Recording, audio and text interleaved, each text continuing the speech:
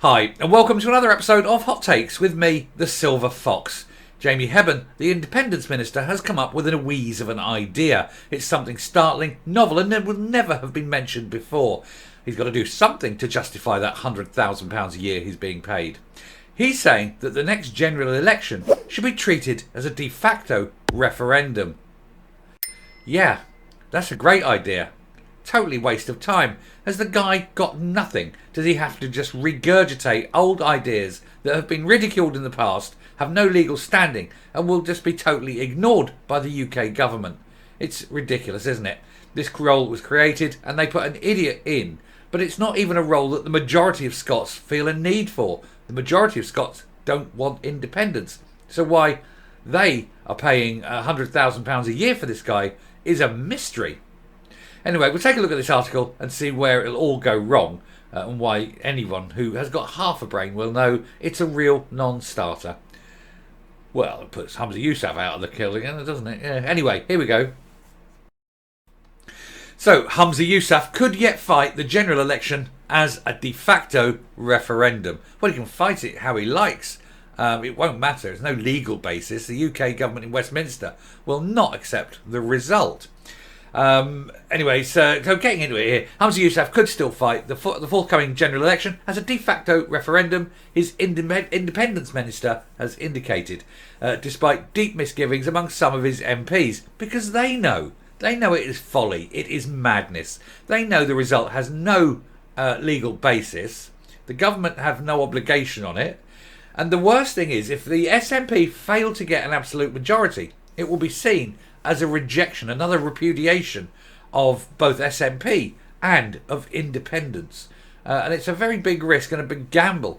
This is why Nicola Sturgeon abandoned the idea last year, or about 18 months ago, I think. She completely abandoned that idea because she realised it sounded great on paper, but in reality, it was an awful idea. Anyway, Jamie Hepburn confirmed the idea first floated by Nicola Sturgeon last year as a way around the Westminster bloc and will be on the table at a special SNP meeting next month to decide the party's strategy. I was unaware the party had a strategy. The Independence Convention in Dundee was supposed to have been held in March, but Miss Sturgeon's resignation delayed it. Better off cancelling it, really, rather than delaying it. Anyway, announcing a new date on Friday, SNP Deputy Leader Keith Brown said that under Mr Yousaf, the party was laser focused on ensuring Scots had the chance to exercise their democratic rights. And they do. They have their vote and they keep voting in certain ways. Like, for example, they keep voting in for an SNP government, but they keep rejecting independence. Miss Sturgeon's exit was seen as the demise of the de facto plan, especially after the candidates to replace her distanced themselves from it. The idea of claiming half the votes cast plus one as a mandate for independence was seen as unworkable by many SNP MPs. Critics said the UK government would simply refuse to acknowledge a win if yes parties met the threshold, but would cynically declare the referendum lost if they fell short, and they're very likely to fall short, and especially with all the problems with the SNP at the moment, and they're only going to get worse, and their support is falling.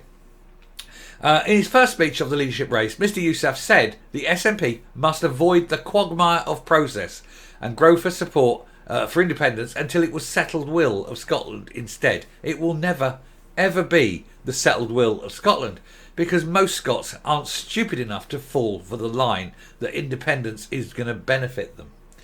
However, with the general election expected in 2024 becoming a highly polarised fight between Labour and the Tories, the SNP is facing a battle for relevance and the loss of MPs. Indeed, latest poll sort of showing Labour will take 20 odd seats from the SNP. So I think you'll find that, if you're going to call this a referendum on independence, it'll be another referendum that you'll lose. And so it'll be no bad thing. I mean, you can call it what you like. I'm happy to go along with that, knowing that you're going to lose. It's also being criticised from within the Yes movement for slow progress on independence.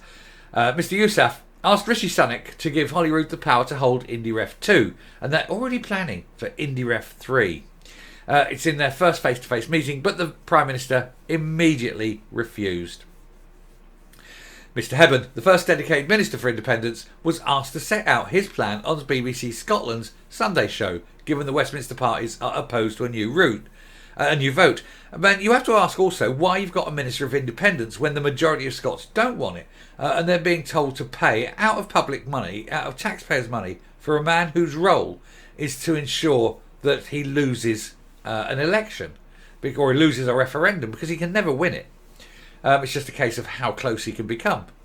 Anyway, the First Minister announced that we will hold an SNP Independence Convention on the 24th of June, which will provide party members the opportunity to come together to discuss the road ahead, discuss what our platform will be in advance of the 2024 general election, he said. And I am certainly can say that independence will be front and centre, and we will be considering exactly that. Do you know, I'm going to say that the people of Scotland would like you to move independence away from front and centre and put it on the side and deal with all the other problems that your party has caused over the last 16 years. The NHS falling apart, social care, drugs, education, transport, everything, every single thing caused by the SNP. It's all falling apart. And yet you still seem riven and driven by this independence campaign instead of doing the actual job you were put into power to do. As Miss Sturgeon's instigation, the UK Supreme Court ruled last year on whether Holyrood had the power to hold IndyRef 2 without Westminster's consent, and said that it did not. And after the unanimous judgment, the then First Minister said she would fight the next general election as a de facto referendum on the sole question of independence.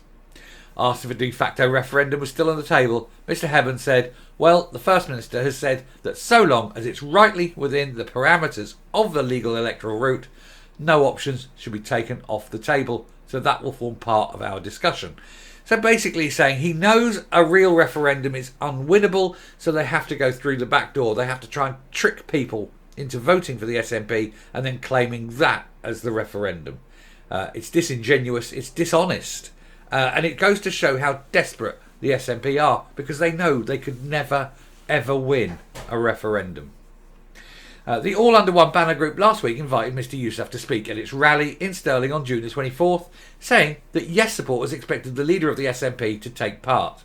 However, Mr Yousaf turned it down on Friday and said another senior member of the SNP team would attend instead. And this is because this All Under One banner lot, I've got some very extremist members, some very, very anti-English, anti-union, racist members who call for physical action. They're calling for, a campaign, a campaign of basically, careful with the wording, I'd say tourism, but we don't mean tourism. Think provisionals, that kind of thing. They're actually pushing it down that route. And of course, Yousaf is wanting to distance himself from it, but he should actually be distancing the entire SNP from it and saying no and not linking it. And of course, Alex Salmond will be there because he's desperate for attention and to remain relevant. So obviously, anything that he can do to get his face out there, he'll be there. Anyway.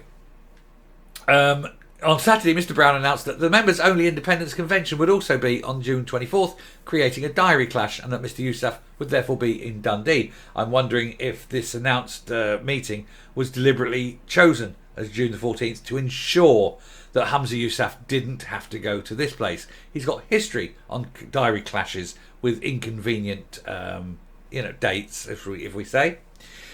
He says, but I've nothing against going to marches, he said. This is Mr Hepburn. He said, I've nothing against going to rallies. That can be an important part of demonstrating that we're not going anywhere and not abandoning the cause. But look, he says, we're not going to win independence by marching and rallying alone. If we're going to make the independence case, then we engage with the public. We go out there and we talk about the underlying strengths of the Scottish economy. I would stay well away from talking about the economy if I was anyone in the SNP. The economy of Scotland is crashing and burning because of their policies. Asked if Mr Yousaf should be at the Stirling rally, Mr Hepburn said, I'll be engaging with the SNP Independence Convention because I think that's important, that we engage with SNP members, make sure they have their chance and rightly, as party members, to discuss the platform we stand on at the next general election. So he answered a completely different question. He wouldn't answer the question if Yousaf will be there. All Under One banner said Mr Yousaf's snub was contemptuous. No, Mr Yousaf's snub is one of the very, very few things that he's actually got right. He needs to keep away from these extremists. Anyway, just finishing off there, and it is just a terrible sort of situation. You're paying this guy £100,000 a year, and the best thing he can come up with is to regurgitate a failed policy, a policy so bad that even Nicola Sturgeon abandoned it because she knew not only it was a non-starter, but it would be incredibly damaging to the party if they lost. And that's the best he can come up with. But then, that's the best person that Humza could find for the job. It's no wonder, is it? It's no wonder he's surrounding himself with fools. And he's the biggest fool of them all. Anyway, I shall round off and come up. So, if that's the best they can do, regurgitating old, tried and failed ideas that were so bad that even Nicola Sturgeon, even her, rejected them, because she knows it would be untenable. If they lost, it would be embarrassing to the point of, never recovering, because their enemies would use the result and keep throwing it in their face and say, well, you called for another referendum, we'll call that the referendum, and you couldn't get it, so that's 2 failed referendums. They'd push that in their face. She knew this, but this is the best that they can come up with. This is what happens when you have an idiot in charge of a party and he appoints other idiots into senior positions. People who lack any kind of intellectual ability to think of new, novel and exciting opportunities. There's other ways you can push things, but not if you lack the ability to think or to foresee what will happen. So good luck to them. I mean, I do hope that they do call it a de facto referendum, and then they'll lose it, and then all their enemies, everyone everywhere, will just constantly say, you've had 2 referendums in 9 years and you've lost them both. You're looking for Indy 3. Anyway, I shall finish there. We know they're all morons, don't we? And I shall come up. So thank you very much for watching. If you like what you see on the channel, please hit that like button. Please hit that subscribe button. Please ring the bell. And please share the video. And until next time, stay safe, stay well. Don't treat the next election as a referendum, because it isn't. And goodbye.